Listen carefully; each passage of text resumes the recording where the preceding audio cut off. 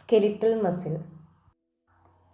Skeletal muscles are striated muscles that is under voluntary control from the somatic nervous system. Identifying features are cylindrical cells and multiple peripheral nuclei. Composition. A single cell forms one muscle fiber and its cell surface membrane is known as the sarcolemma. T-tubules are unique to muscle cells. These are invaginations of the sarcolemma that conduct charge when the cell is depolarized. Muscle cells also have a specialized endoplasmic reticulum. This is known as the sarcoplasmic reticulum and contains a large store of calcium ions. Each muscle fiber is surrounded by a thin layer of connective tissue known as endomysium. These fibers are then grouped into bundles known as fascicles, which are surrounded by a layer of connective tissue known as perimysium. Many fascicles make up a muscle, which in turn surrounded by a thick layer of connective tissue known as epimysium. Ultrastructural appearance of a skeletal muscle.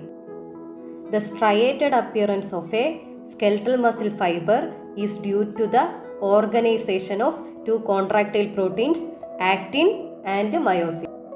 The functional unit of contraction in a skeletal muscle fiber is the sarcomere, which runs from Z line to Z line. A sarcomere is broken down into a number of sections: Z line, M line, I band, A band and H zone. Z line where the actin filaments are anchored, M line where the myosin filaments are anchored, I band contains only actin filaments, A band the length of a myosin filament may contain overlapping actin filaments, H zone contains only myosin filaments. Muscle fibers are formed from two contractile proteins, actin and myosin. Actin filaments are associated with two other regulatory proteins, troponin and tropomyosin. Troponin is made up of three parts: troponin I, troponin T and troponin C. Troponin I binds to the actin filament. It inhibits interaction of actin and myosin. Troponin T binds to tropomyosin. Troponin C can bind to calcium ions. When bound to calcium ions, permits the interaction of actin and myosin. Steps in excitation, contraction, coupling in skeletal muscle.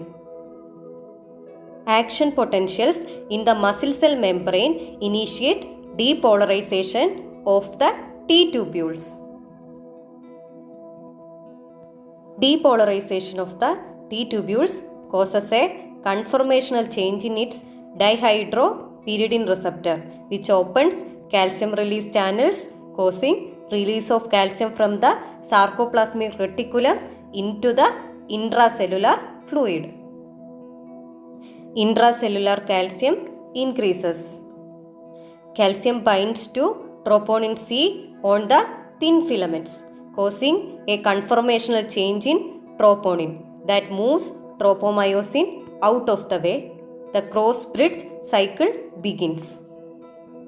At first, no ATP is bound to myosin and myosin is tightly attached to actin. ATP then binds to myosin, producing a conformational change in myosin that causes myosin to be released from actin. Myosin is displaced towards the plus end of actin. There is hydrolysis of ATP to ADP and inorganic phosphate. ADP remains attached to myosin. Myosin attaches to a new site on actin, which constitutes the power stroke. ADP is then released, returning myosin to its trigger state. The cycle repeats as long as calcium is bound to troponin C. During contraction, length of sarcomere decreases, H zone and I band shorten, A band stays the same length. Clinical aspects. Duchenne muscular dystrophy is a recessive X-linked genetic disorder in which dystrophin, a protein, is not produced.